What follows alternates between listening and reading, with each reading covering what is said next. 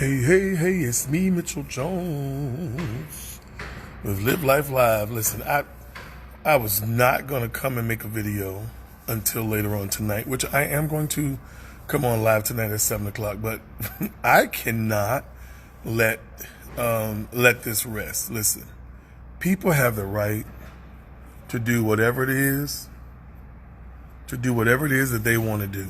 But listen, those of you that are ordering Carryout, you're going through the Drive-Thrus, you are going into the restaurants and picking up food, let's go through that process just for a moment. Many of you are not considering that this virus is living on objects, it's living on paper, it's living on cardboard, it's living on stainless steel.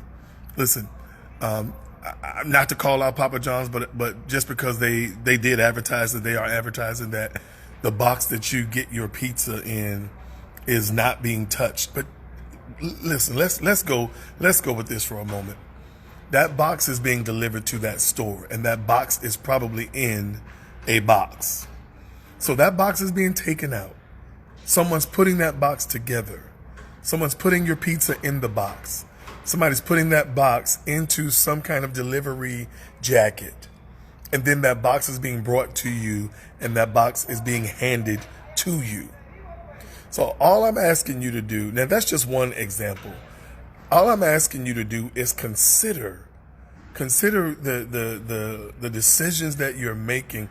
This pandemic is no joke. And let me tell you, if you don't know, the powers that be, the majority of these people who are in authoritative positions, they are more concerned about the economy than they are your health and my health. We've got to take full responsibility for that ourselves, because this is the way I see it. If they were really concerned about slowing this epidemic or this pandemic down, or this what's an epidemic in our country or in your state, anything less than what China did, anything less than what Italy did to flatten that curve is just a slow ride to hell. A slow ride to hell. People who are carriers, are asymptomatic, can pass it on. There are people that are working in restaurants, in kitchens, that are handling your food, people driving, delivering your food to you. Now, if that's all you got to do, if that's all you can do, that's all you can do. But I mean, I've even gone to the grocery store against my wishes, against my will. Now, I'm only outside my door. My door is right behind me. And I only came out because my boys are snoozing because they've been up all night, and I didn't want to be in there ranting and raving about this. But my groceries stayed in the car. Anything that I brought out of the car immediately was that which needed to go in the freezer or that which needed to be refrigerated immediately. And you better believe that I had Clorox wipes, I had bleach mixed with water, 1/3 cup of bleach to a gallon of water, and I used that to wipe down the canned goods, and anything that did not need to immediately go into my home for use has been left in my van. Yeah, it's been left in there, and it's being left in there for 4 days to allow any possibility of the virus to die. And then I'm going to wipe it off. And when I go into my home, I'm going directly to my room, and I'm going to take the clothes off that I've wiped that stuff off, and I'm going to put them in the dirty clothes hamper, and I'm going to spray them with Lysol or either 70% alcohol or either my solution of 1/3 cup water to bleach. This is no joke. This is survival of the fittest. And if you don't think that this is a war, it is an all-out war, and this is way beyond a pandemic. This is financial. This is struggle for position and power with people around the world. There are people in this country that are warring against each other, and I'm telling you, it's beyond Democrats and Republicans. It's beyond Democrats and Republicans. Those of you that are biblical people, this is a biblical proportion of a war. It is. It really is. And so every time I think about little things that we're doing, I get on to encourage you to challenge yourself with that. I want some Chick-fil-A badly.